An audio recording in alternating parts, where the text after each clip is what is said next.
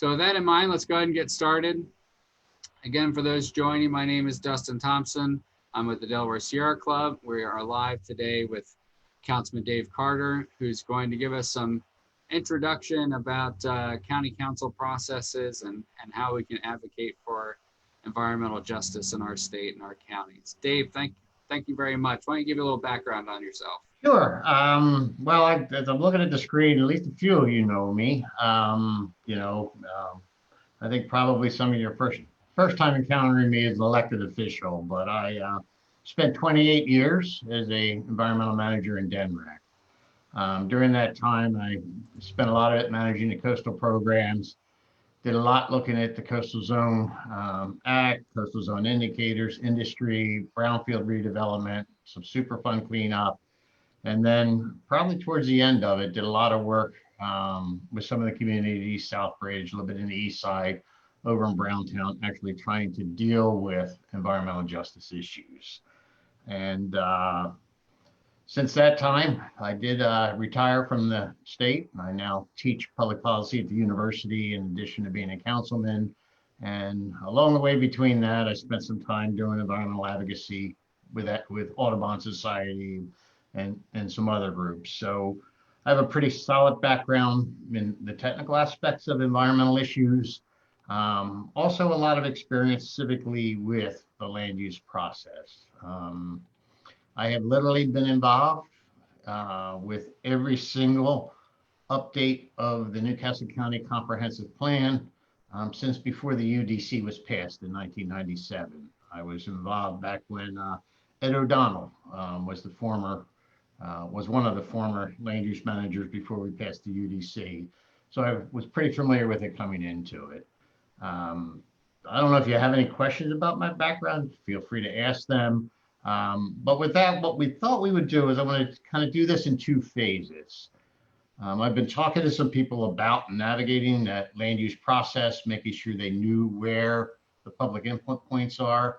So we thought we'd start out. I have a few questions. I'll throw a slide up to get us started, to get a feel for how well you understand the county's land use process.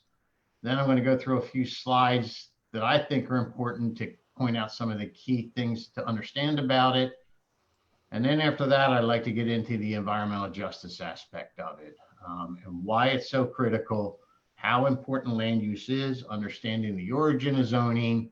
A lot of people don't really recognize or realize, but zoning has, like a lot of our policies, somewhat of a dark history.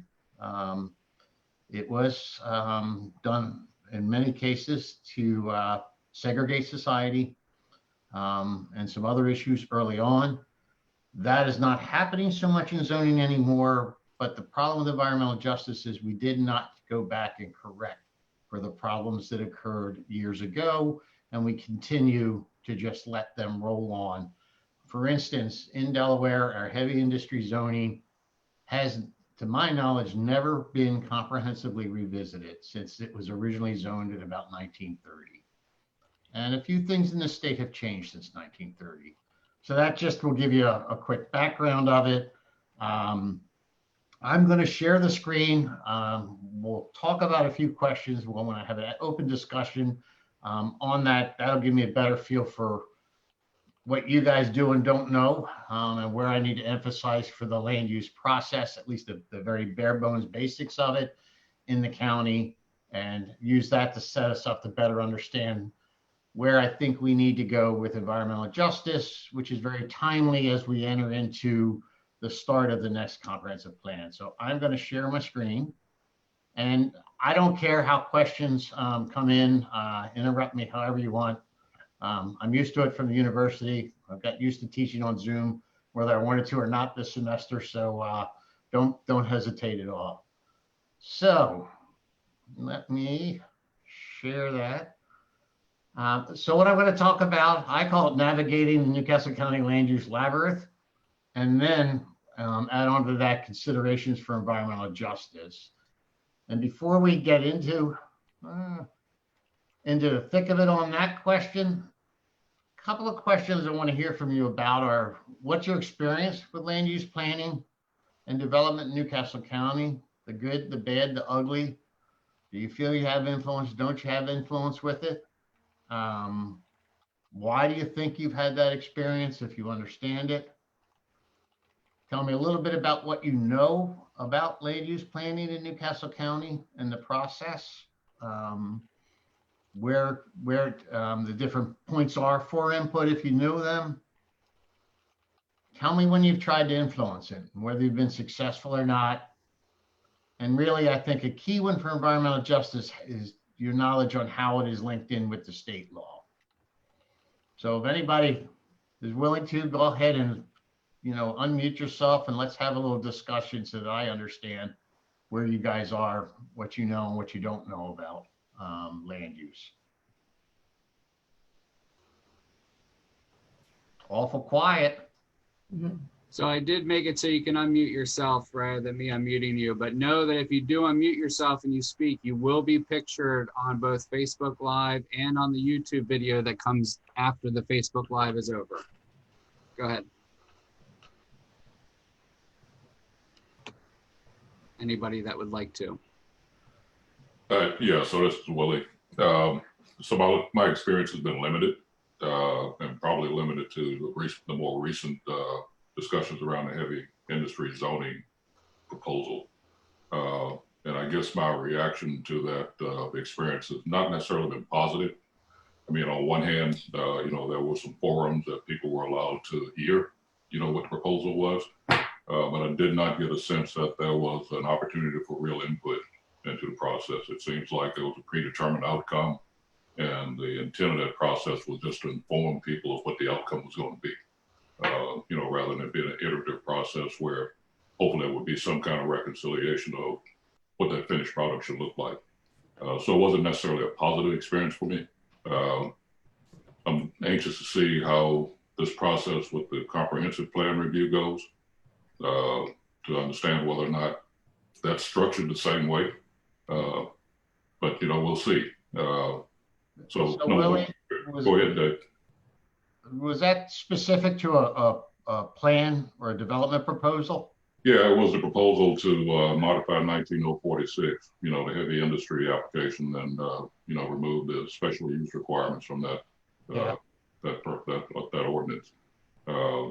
And so most of that dialogue was with the Land Use Commission, and I understand that they had a job to do, so to speak. And it seemed to me like their intent was just to carry out that job, irrespective of what the inputs were, but still, I'll just use the term placating residents with the notion that, here's an opportunity for us to talk about it, but really to me, it felt like an opportunity to hear what the outcome was going to be. So that's my limited experience. Anyone else? Yeah, I'll jump in. I likewise had very limited experience, but there was a neighborhood project in which there was a developer that wanted to do something adjacent to our neighborhood. And we just simply looking at the code in advance of interfacing with land use, it looked as though there were plenty of protections for public comment and whatnot. But when we actually got to the presentations, it seemed that they didn't follow all of those steps that they would say. The developer was already very well known, to the folks there. And they would say, well, that isn't really how we do it in Delaware. The Delaware way is X, Y, Z. And so it was very frustrating to us that we came away thinking that the deck was not stacked evenly.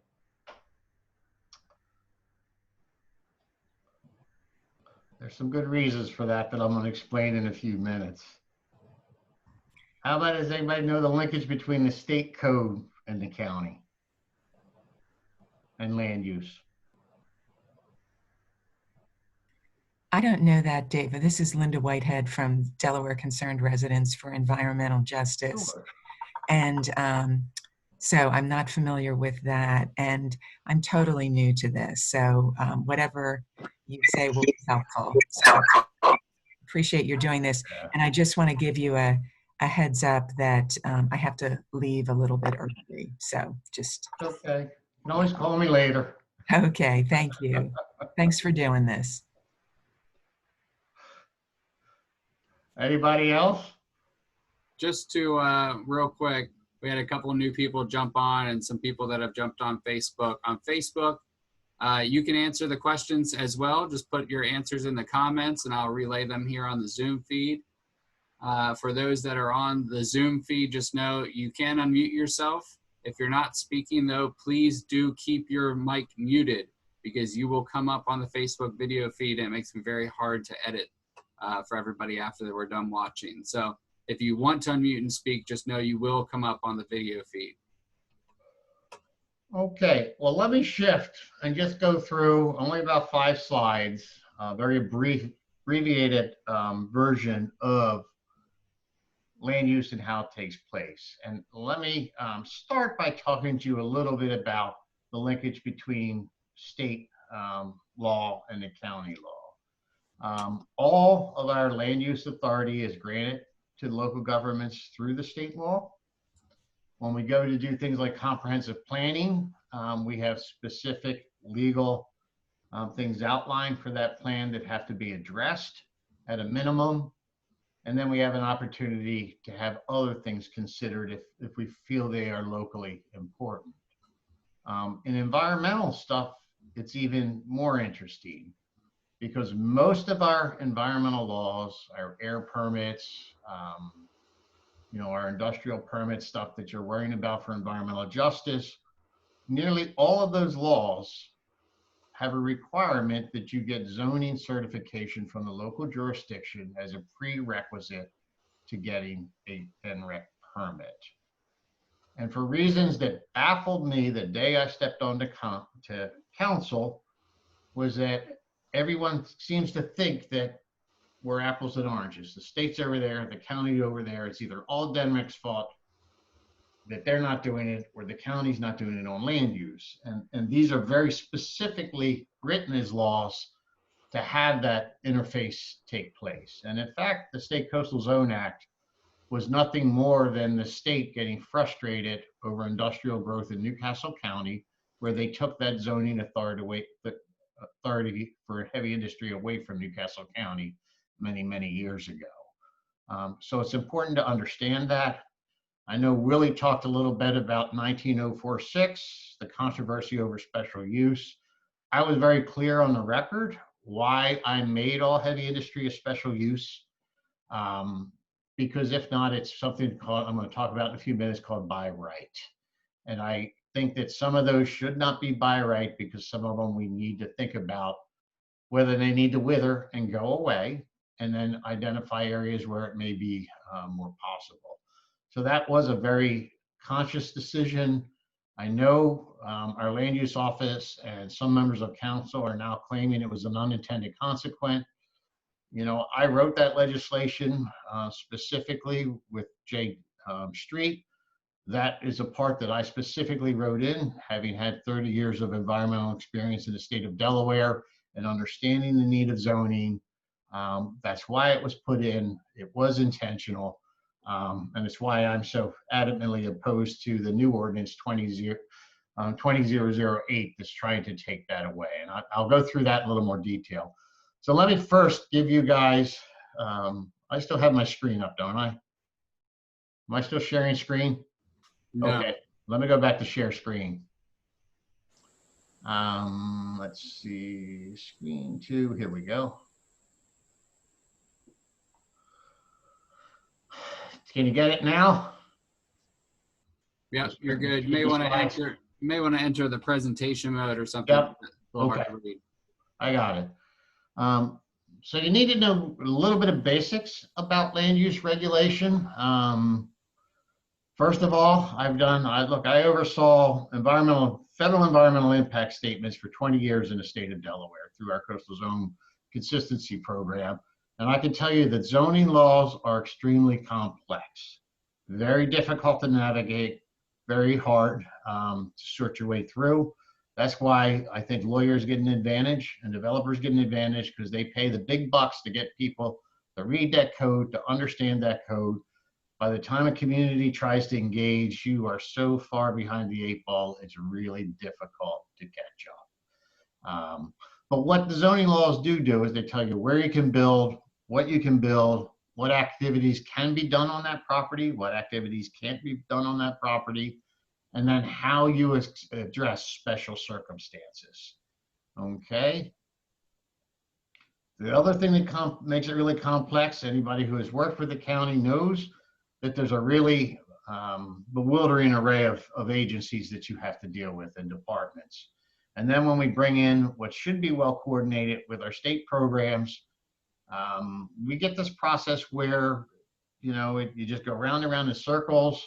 And it seems to me all too often, I saw it in the state, having worked there for many years, I see it in the county, where we kind of have this attitude of pushing off to somebody else and shifting the blame, you know, and it makes it very hard to get things done. The issue that you have, those of you who have had experience, you basically get into it when a development plan is coming, when the bulldozers show up, we call it. That is a problem that occurs with use by right. And that's a really critical term because most of our zoning is use by right in Newcastle County. And if it's use by right, it means that if that developer checks the boxes and meets the code, we legally are not allowed to deny it. Okay? And trust me, they know how far they can go right to the edge. Lawyers, land design engineers, and others to take advantage of every single loophole there is to get it done. Some of them do really good, some of them not so much. And by right is a real problem for environmental justice, okay? That's why I took it away from the heavy industry and the ordinance, because by removing the by right status, it basically means that if you can get 7 votes in county council, you can say no. By right land use, if they check the code, by law, we're not allowed to say no.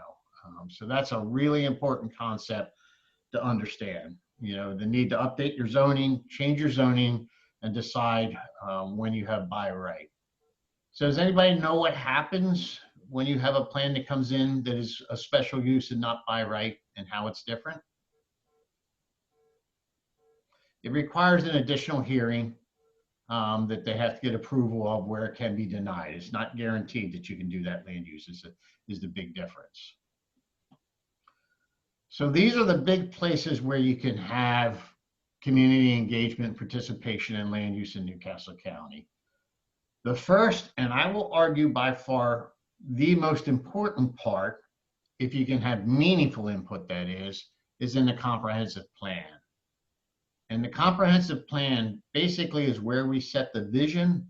And if it's done right, we should be amending our zoning and changing our laws to allow the implementation of that comprehensive plan. Okay, we have started to go to these interim steps in Delaware for master plans. They don't have the same kind of force of law or power as a comprehensive plan, but they're intended supposedly to be rolled up into comprehensive plan. So we have the one, for instance, in the Route 9 corridor. We're trying to work on one now for the south of the canal, southern Newcastle County, and a few other areas. And the idea is they're supposed to look at more specific, localized issues, and then those will eventually be brought up into the master plan. Whether it becomes a reality is going to really depend on those that have been involved in any of those master plans, what parts they really like, and making sure that they're carried through into the comprehensive plan. Then where most of you have had experience with our land use process is in the plan review and approval process. Okay, this is almost always by right. It is frustrating if you're a community and you're trying to stop a bulldozer at this point. If it was zoned suburban next to you, there are 15 different scenarios with densities from 5-acre lots to about 15 or 12 or 15 houses per acre that are allowed in it. And we don't know until a plan shows up. That zoning is really problematic for me. I can't tell my constituents who have a community with land zoned suburban, S zoning next to them, what might come in next to them, just because of the way our zoning is grouped together.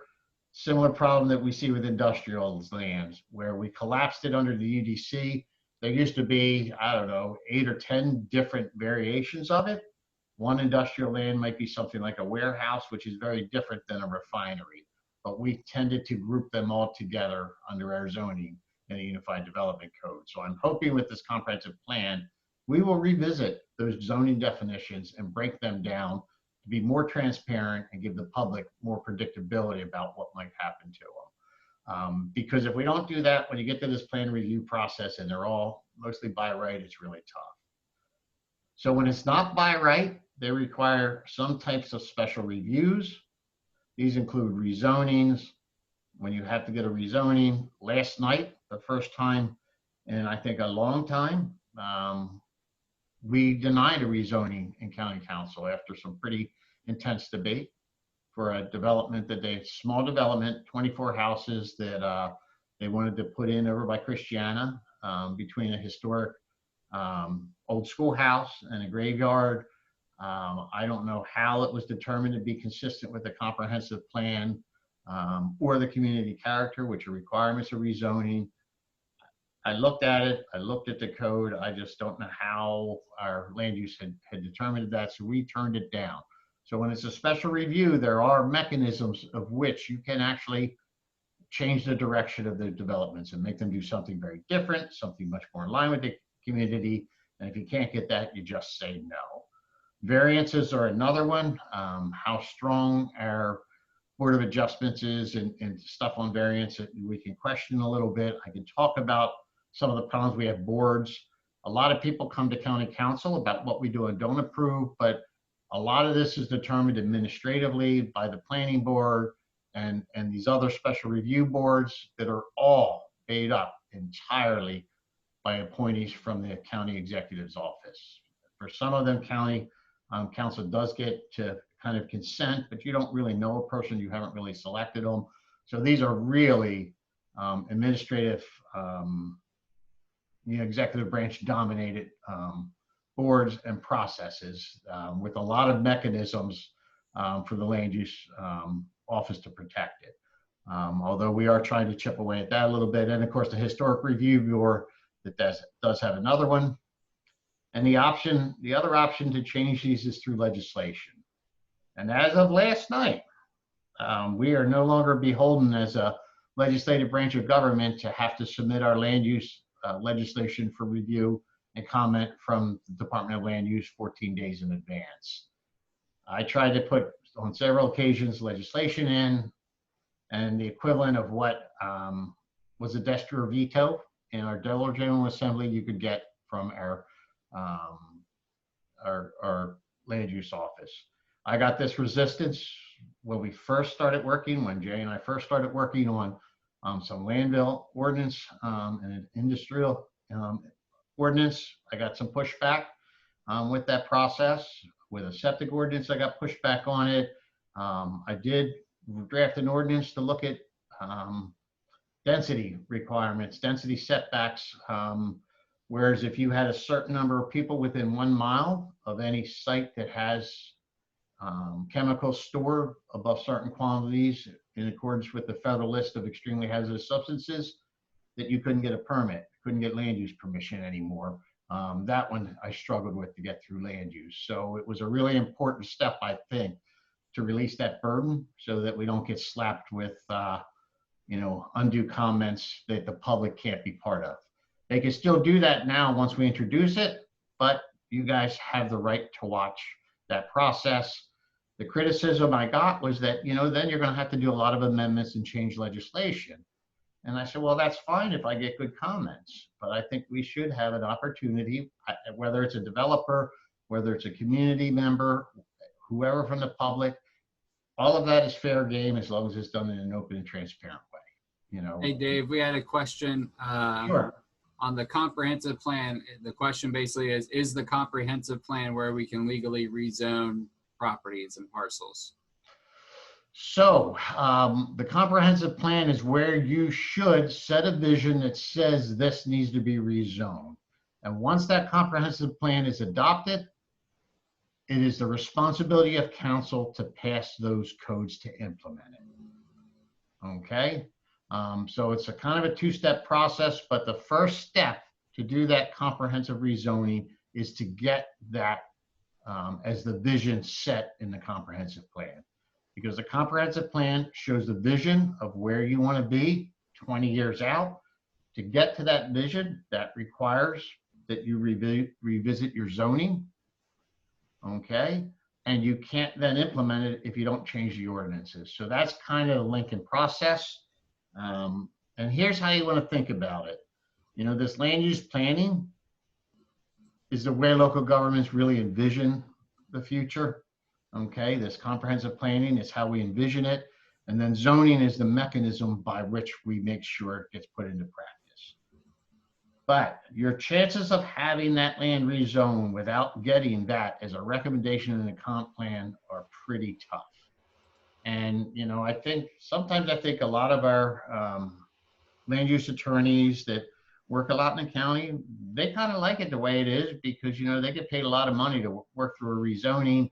They know the process a lot better than others. They seem to have been pretty successful. You know, but that piecemeal approach is not how to do good, thoughtful, long-range planning that's fair and equitable to everybody.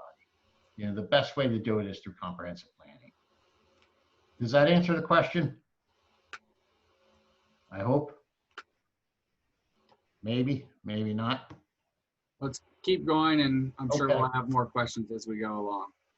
Okay, this is an interesting one. This is kind of the generalized concept that the state of Delaware puts out about how comprehensive planning takes place, where the citizens can participate by feeding into their government body and feeding into the planning commissions that work with it.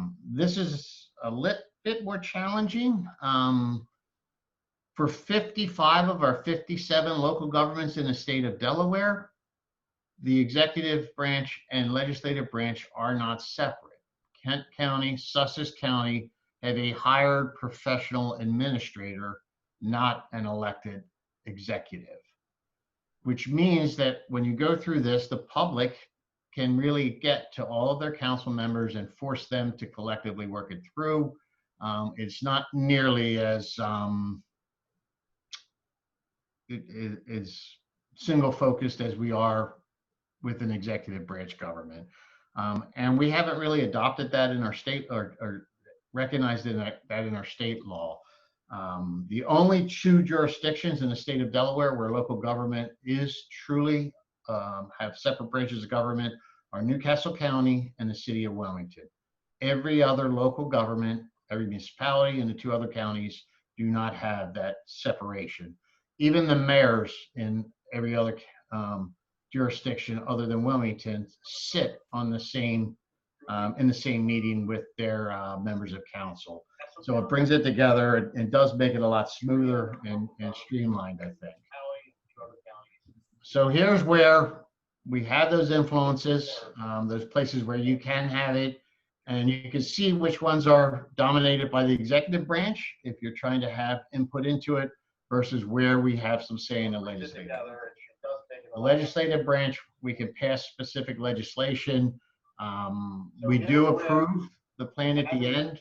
We have to adopt it. But it's difficult as a council member to really have much direct input during the process. This is dominated very much by the executive branch. We try, they say they work with you, they do when it's convenient, they avoid you when it's don't. You know, and to give you an idea, for the Southern Newcastle County Master Plan, a lot of my constituents came to me trying to get more input, very frustrated with the workshops, feeling that in the planning it was a predetermined outcome. I wrote over 20 pages of line-by-line comments that I submitted to our land use office months ago. I still haven't heard back, not a peep, not a specific on these yet. So you need to be ready for that. You need to press it. Keep going and push hard for it. And right now is the time to really be looking at that process, how it's going to be set up, and how the public is going to be allowed to engage in it. Okay? Really important to understand those challenges. Okay, so once you have your comp plan, once you have your zoning, we have a pretty complex development process. This is usually by right. You start out with a chance to go through and look at your exploratory plan. This is where all your major plans, more than 5 houses, go through this. Minor plans do as well, but they don't have the same hearing requirements. And then our Department of Land Use does all the review of these for the applicant submission to say you do or you don't meet the by right code requirements. Then they do have a public hearing, typically the first one with the planning board. Some of you have been to there. You get a couple of minutes. You know, I would encourage you to do what many of the development community does and find ways to have more input to your legislators and to others along the way. You know, when a plan's coming up, I can tell you, we get every time we get calls and texts from those developers, every one of them. And I personally think, to be honest with you, that we should consider passing a restriction on county council being allowed to use or hold cell phones during council meetings. Believe me, the texts are coming through. Some of it from community members, some of it from developers. But I think, to be honest with you, we should, if we're giving 2 minutes or 3 minutes, that's all anybody should get. So how we address it is something for another day, but we have to look at our public hearing process, how they are dictated. If you get through that public hearing process, you go into your construction plans. That's really just to get defined grades, make sure they're doing sediment stormwater, pretty perfunctory. Then you get your record plan, it gets recorded, and you get to construction. Here are the opportunities where the public can at least very closely see what's going on and be present at it, and in some cases have direct input on the record. The first is the Office of State Planning. They go through the preliminary land use service review, where they look to see whether the state agencies are have any problems with the development plan. This is somewhat of a concerning process to me, although I think it's important for them to do it, because they do not accept public testimony. And in fact, in my civic life many years ago, when they first started this, it was to be a confidential meeting. I filed with the Attorney General's office against the Office of State Planning that they were state employees and they could not provide a free consulting services to developers if the public couldn't be there. So you can at least sit in on them. When I go for my legislation, I now actually record it. They do not record it. They do not keep a record of it. They write comments later. And in my experience on my legislation, I feel that there are times that our Department of Land Use takes broad editorial interpretation rights in what they present back to the land use, to the planning board and to county council. So I want that record. I would love to see the state law change that requires the plus meetings be recorded and available to the public. That's beyond me. That's state law. That's not me. But as a legislator who has tried and had to go through this process, I believe it should be recorded and available to the public. I don't care if you don't allow public input directly on this, if you don't want it at that stage, but that record should be kept and made public. You do get an opportunity to planning board hearing. This is probably one of the most important ones, other than, quite honestly, the informal work you do with as many legislators as you can along the way, and the developers and others. At that meeting, it is a very formal public opportunity to speak. It is on the record. It does have legal standing, but you want to make sure that you try and speak to the code and whether they do or don't meet the code, because that's what's going to carry the day. If it's a by right development, unless you can point out where they have violated the code, you know, you're just a gadfly.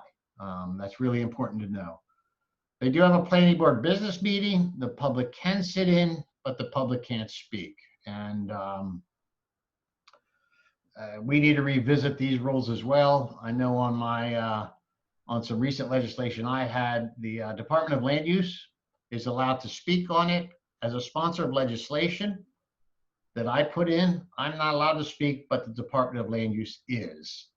And, you know, it's not their legislation, it's mine. This is where we get into this failure to recognize a separation of power in Newcastle County, because this is a tool in some ways for the executive branch to exert control and to direct the way things are being processed.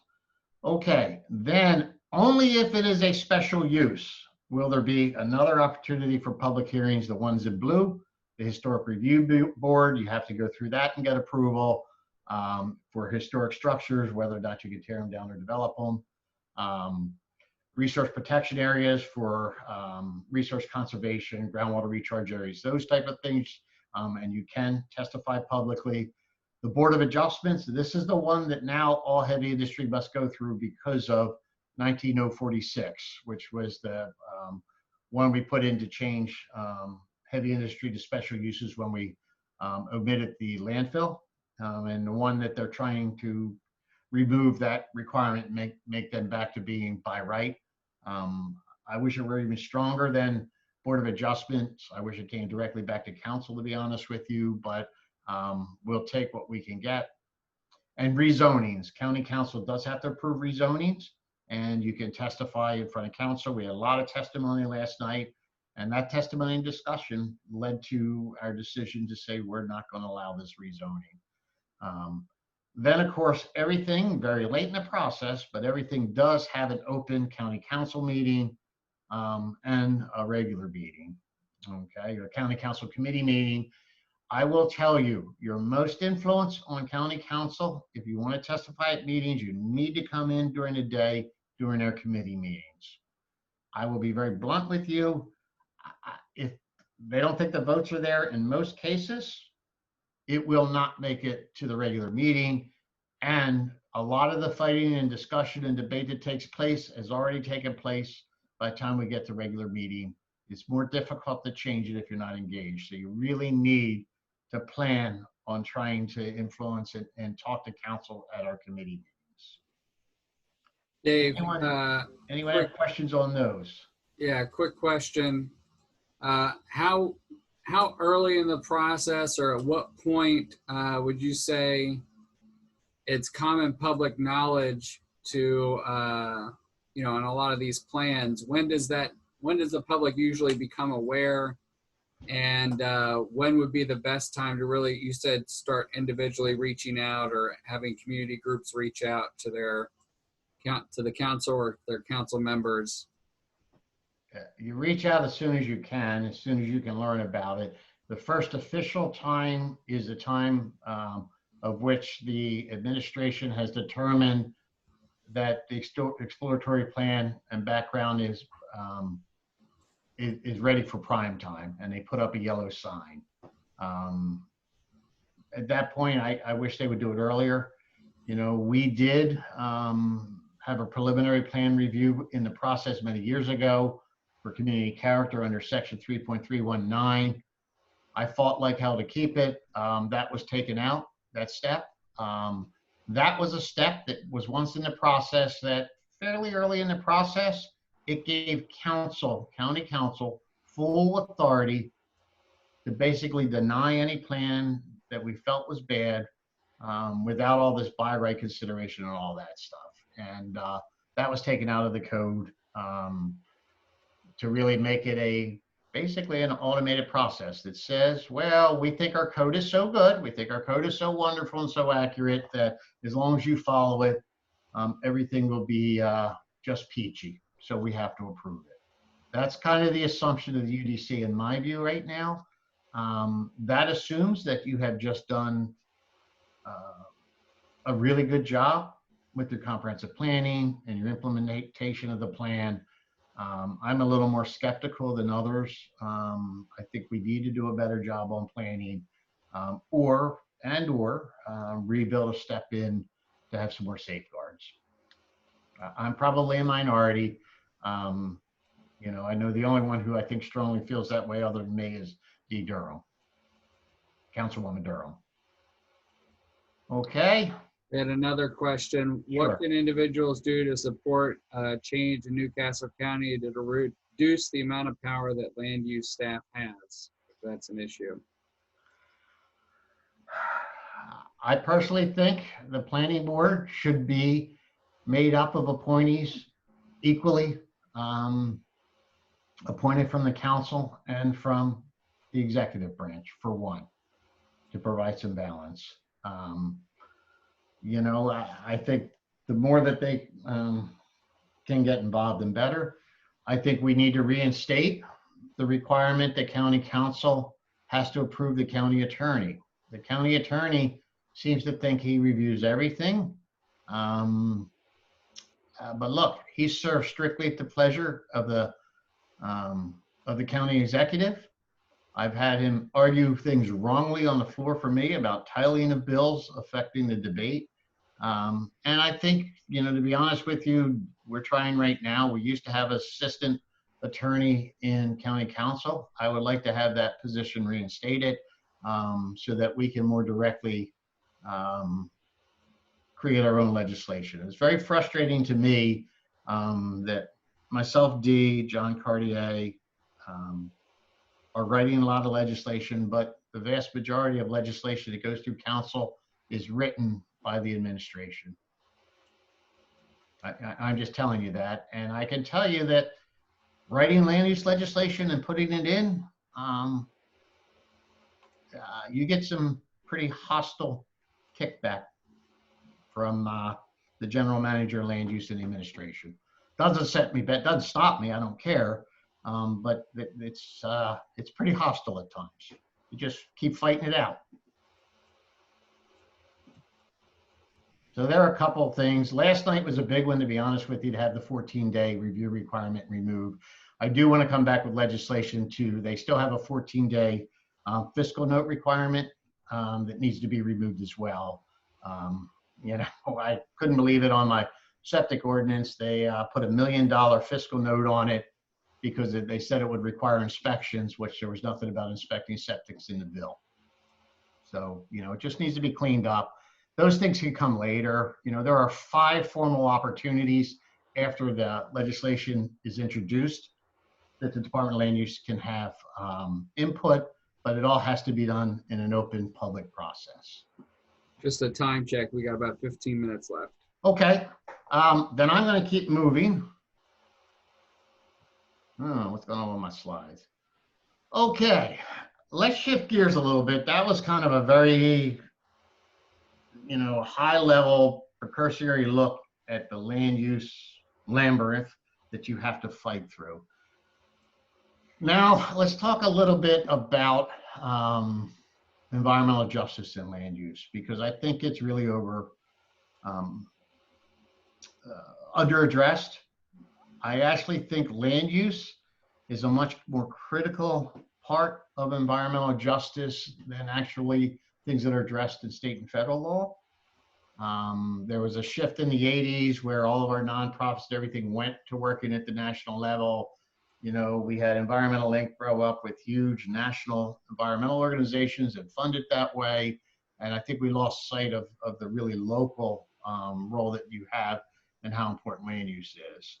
You know, so these two questions, I mean, we can think about them a little bit, but with only 15 minutes, I'm going to go through a couple of slides to give you an overview of why, hopefully of why considering land use for EJ is so important, and some ideas about the first steps we need to do to really begin to dig in and address them. Having worked on both federal and actually overseen and implemented both federal and state environmental legislation, I was frustrated for years and years. You know, I mean, the most frustrating experience I had was, you know, when we put together our local plan in Southbridge, if anybody wanted to see it, for their special area management plan, we got videos on it, we did.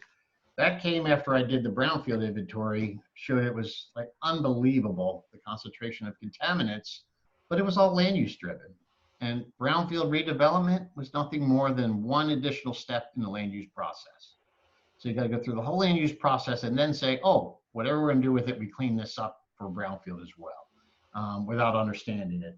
So let me talk a little bit about that and then save some time for discussion about it. Well, I want to emphasize that the next frontier, the remaining big frontier for environmental justice, is in land use planning, okay?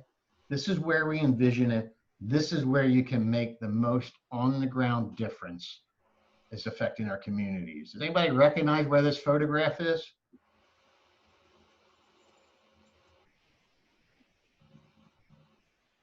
This is a little park in Southbridge, okay? And you can see where we went in, and I first woke up to this just to the right of here in the public housing building. There was a daycare center, kids playing out there. We had to go in and do all the contaminant assessment of how polluted it was after they had been playing in it for years. And that really frustrated me.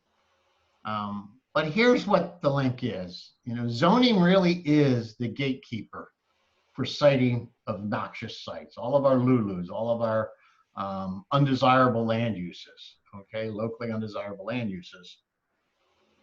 And even though zoning can do that, environmental equity really has remained hidden. I can't say that we are actively and aggressively zoning like we did when we wanted to put the prison in Southbridge. We get some efforts to put industries in there. That's more because of the legacy zoning that we haven't corrected, than it is the active zoning.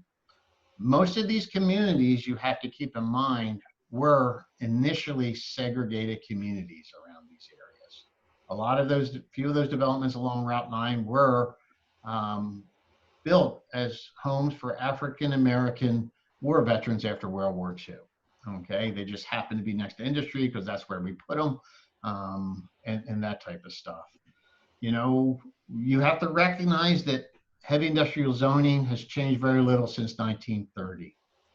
There's just a real hesitancy to look at it. The one place where we did it very successfully was over 30 years ago, working with Governor Peterson.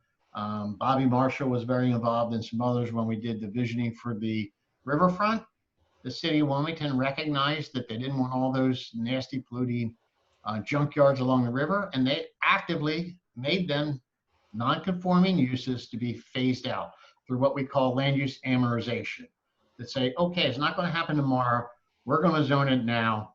You're going to amortize and get what you can for the next 20 years with this business, and then you're out of there, buddy. Okay, and that's the process that takes place. And all I hear now is, you know, jobs, jobs, jobs. You know, I heard this last night with Croton, jobs, jobs, jobs. Yeah, it's important, but siting is also important, and land use is key. You know, and you can point your finger, well, DNREC does or doesn't do it, but DNREC's job is not to do comprehensive planning, looking at all the adjacent land uses. That is a local government responsibility under the state law. That's why these sightings require certification of local zoning. If you don't fix the zoning, you're not going to fix the environmental justice problems when we have it next to these low-income communities, and we have been unwilling to do it forever, basically, although I'm hoping we're beginning some emphasis to be able to do it. This is where you can have a big impact with your comp plan, okay?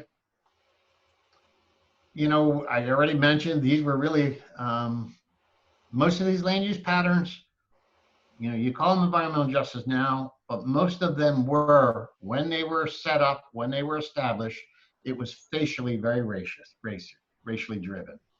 Okay, we had segregation. We put, you know, even in Wilmington, the reason the east side is poorer and browner is because it was downstream and downwind. Okay, it's not a coincidence that all of this happened from what happened in the past. Okay, we now, and I will say most of our policies now are not totally, but are a lot more race neutral, but we have never gone back to correct our zoning for the past injustices. It just hasn't happened. That's why it's being perpetuated so much. A lot of talk about smart growth and all the wonders of smart growth. It has failed to address this issue, and it has failed miserably. Smart growth is, don't care where you are, it's gentrifying and often associated with displacement. Okay, gentrification in an underserved community can be good, as long as you don't have a lot of renters, because it increases value, it increases wealth. Most people, regardless, even low-income people, like to be in nice communities and want to see that improvement. but it scares the crap out of you if you're not going to be able to afford to live there anymore, and it's going to push you out. So it's the displacement that you have to worry about, and smart growth has failed to do it. So when I hear all of this wonders of smart growth and hyping it, it's a lot more nuanced beyond than that. There are some really good things it does. There are some density things to do. There are some needs for some inclusionary zoning. I understand all of that. You know, we have to work on that. South of the canal, we need to proactively look at some areas that we can do ST zoning for higher density, but we got to plan it where we have likelihood of public transportation and other services, not just say we're going to do everything everywhere. It doesn't work that well. You end up with these failed gentrified communities like Whitehall, beautiful place, a little higher density in the middle of nowhere that, you know, because of the cost of transportation, transportation costs are higher than housing costs up there. So nobody can get an affordable house in those areas. Okay. And keep in mind, the focus of environmental justice continues to be on state and federal environmental laws and regulations, which are by design inherently limited in their ability to address local siting of pollution burdens. That is a local issue that is national. It is set in our federal laws, it is set in our state laws, okay? You know, a lot of people don't realize, you know, with whatever problems he had, most of our really big environmental laws were passed by President Nixon.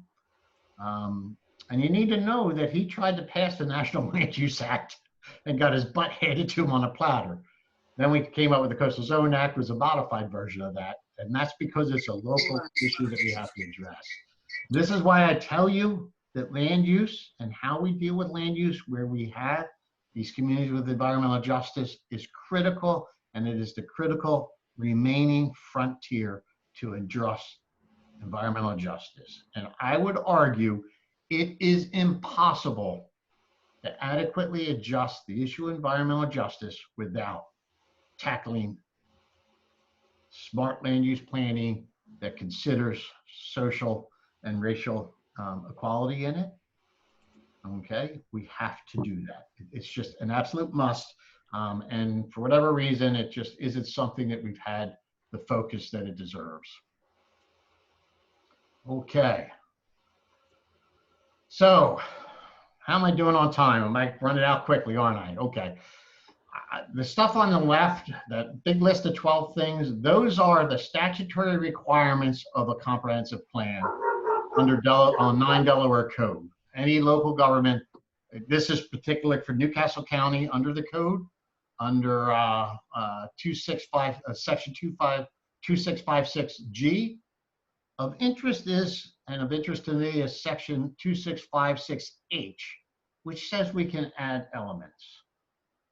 Okay, and the elements that we need to add in Newcastle County's comp plan or an additional element for environmental justice, an additional one for hazard mitigation. We don't have a single word. We talk about sea level rise. We talk about, you know, chemical hazards, leaks like crota. There's not a single word in our existing comprehensive plan about hazards. It's got to change. And the social justice element. Okay, I hope to, I'm working now with Mike Migliori. I'm going to try, I will try to work collaboratively with my Department of Land Use, but I suspect I will be bringing forth an ordinance to mandate these. If you believe that what I have has any meaning, I hope that if I do that, that some of you will come out and really speak out about the need for it to get that into a plan. I don't know how else we're going to get it. I don't know how else we're going to force the discussions. And what I have told them with Ordinance 20008, which is to try and remove the special use of heavy industry, that look, some of the areas I understand, there might be some areas around Delaware City and other areas that should be by right, but the way to do that is through thoughtful comprehensive planning. So that's kind of, you know, what I think is one of the next big steps. Here are some of the specific actions, guys, that can be considered. These are ones that were part of the research I did when we were drafting 19046, bans on specific types of polluting facilities, okay? You know, when Jay came to me and said, you're the environmental guy, what the hell can I do? And I said, Jay, You could do what should have been done 30 years ago. Change the goddamn zoning. It's that simple. And it's in your purview. It's in your statutory capability. You know, there are a lot of broad policies that incorporate social environmental justice goals into a whole range of different activities, not just zoning, but where we cite infrastructure, like we did with the Route 9 library, and other things that you need to consider. A lot of those capital investment studies and other things that we need to really think about. You know, the things that we do that promote minority businesses in some of these communities, make them a little stronger, how we affect traffic flows in them, that kind of stuff. I already talked about these added elements that I think are critical, if for no reason to force us to talk about them. Last night, I can tell you, I've had a few ordinances in that I got the feeling most of council would just not like to have discussed because, you know, they were racially laden, some policing tactics, some other stuff. But you know what? We got to talk about it, you know, and we're not going to get it all at once. But silence is not an option. It's not an option in our council meetings. It's not an option in our comprehensive plan that guides our efforts. We got to talk about it. We got to address it. We got to analyze it. And we got to be honest about it. Okay. There are other land use things that we can do. I talked about the amortization policy thing. That's when you make them non-conforming, give them 20, 25 years. They can plan for their departure and where they want to go in a more fair and equitable way. And you can get into environmental review processes. In Delaware, this just needs to be the county and Department of Natural Resources, instead of pointing the fingers of fighting with each other, for us to learn how to work together. We have some good review processes. They don't look at the broader aspects. Can we expand them? Can we collaborate? Can we do it? All of this starts with really robust public engagement, which is critical. I want to kind of end on this one. This is just a classic paper by Sherry Orenstein, paper I review regularly. One that I could send if you haven't read it. It really talks about the levels of public participation. And I would argue that most of our land use processes get to the level of informing and consultation at the best. We very rarely have true partnership in how we do these type of things. This came out back during the war on poverty when we were investing real money and trying to rebuild and redevelop communities. We have learned time and time again that engagement is so critical. But I guess having been a bureaucrat in an agency for 30 years, you kind of get a perspective that I'm the expert. They need to listen to me because I'm the expert, without realizing there are different types of expertise. There's a technical expertise for land use planning. There's a technical expertise for environmental management. And there is a local quality life expertise that only community members can bring to the table. And we got to figure out how to do a better job of that. You know, we can't just start out when you come in and say, well, you just don't understand. So I'm gonna fix you. I'm gonna give you a little therapy because you're just a crazy advocate. You know. So we have a few questions, Dave, I want to get to. Okay, I can stop there. So the copy of Dave's slides will be made available when we share the YouTube on our website. We always embed any resources that the presenter wants to make available to everybody. So that answers that nice and easily. Nate, we're going in back reverse order here. Does the planning board, real quick, does the planning board have any power? My understanding is that the land use can ignore their vote. Yeah, and they make them advisory. And, you know, I don't think I think it should be more binding, you know, or at least have the equal vote. The one we voted on last night that we denied had been, they had a split vote, which meant it was denied by planning board for the rezoning, and then land use recommended that it move forward. So it is advisory. I do believe most of us on council do try to take planning board recommendations seriously and thoughtfully, regardless of what comes out of it. but no, it is advisory. How would you incorporate environmental and social justice into transit-friendly, walkable, bikeable development?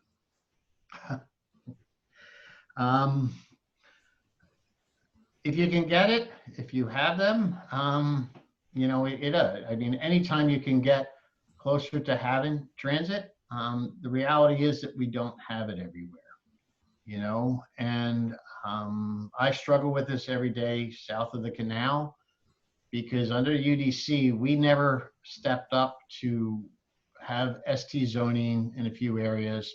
In fact, what we did in southern Newcastle County, where this is going to apply more than anywhere else, is that the county went in and bought land and protected land all the way around Middletown with the intent of blocking annexation. And if you really want to accomplish that true goal, you really want to have that type of development closer to your towns, your services, your core density of where you can get transportation hubs. So, you know, we're looking closely. I mean, part of the idea of where we placed our library was recognizing that it was the one place that we could have a central hub. It is also located next to the only place where we have a concentration of subsidized housing and other things, largely from Middletown. Keep in mind, other than a little bit of inclusionary zoning, we have, and that's at 80% of AMI, we haven't built any affordable housing south of the canal since the UDC was passed. None, other than some inclusionary zoning from workforce housing. So it's a lot more challenging. And I think we have to look at those areas. To be honest with you, where we're putting Water Farm 2 would be the ideal location to have had some of, you know, that more equitable type of planning. We could get a little bit more equitable with some of our developments, you know, but my feeling is that some of it, I just have to recognize that where we think it's all transportation,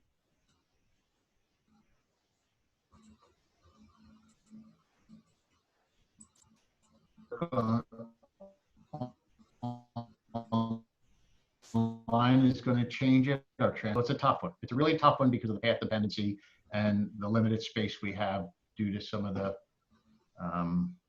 things that have happened that we have not addressed through comprehensive planning. All that sounds really good. I think the best I can tell anybody trying to do that is we have to really find those last couple of locations. Newport that has a chance for a train station and a hub, and for some redevelopment would be a good one. Star Campus potential because of the rail line has a chance for the hub. Working with the town of Middletown, where we did put the library, where we're working, we have a chance for a central hub. We may get a little bit of opportunity to do some of that down in the Townsend area cooperatively, where we're trying to work now to allow some of that growth in concentric circles. But the UDC now that is trying to make these big developments out in large rural areas, you can get a little bit of walking within the community, but you're not getting that intermixing, you know, and actually our code is actually, I think, making more isolated communities where they just don't come together and don't talk as much. So it's a tough one. I don't have all the answers to it, but, you know, it's one that we are struggling with and trying to figure out. One that we can address in the comprehensive plan, correct? Well, I hope we can find a few locations where we can do it well and just recognize and not spend a whole lot of time where it's where the pattern's been set to the point that you can't redirect it. We got more of kind of a personal question, I feel like, but I'll ask it anyway. Are you supportive of establishing an industrial review board at the county level with members who have industrial experience? And we really got, you can take the question offline if you need to. No, I can answer it a little bit over. I can answer it well. And, you know, I don't think an industrial control review board is a county issue. I think our issue is zoning, okay? And I think if we sort the zoning out and where we do and don't have it, you know, Genrec can handle the rest of the stuff for industry. And, you know, I mean, I've heard this argument, but I've you know, I've worked at both and I know what it is. Um, you know, boards are not always as efficient as we think. You know, if we sort out the zoning, I think we will do what we can within our jurisdiction and be able to do it well. And perhaps we need to have an entirely additional live stream on how we can fight for EJ and through the processes of DENREC as well. So there's certainly some changes that need to be made at the county and certainly other changes that need to be made at the state processes as well. So Dave, we are over our time, so I do want, we're gonna have to wrap up here.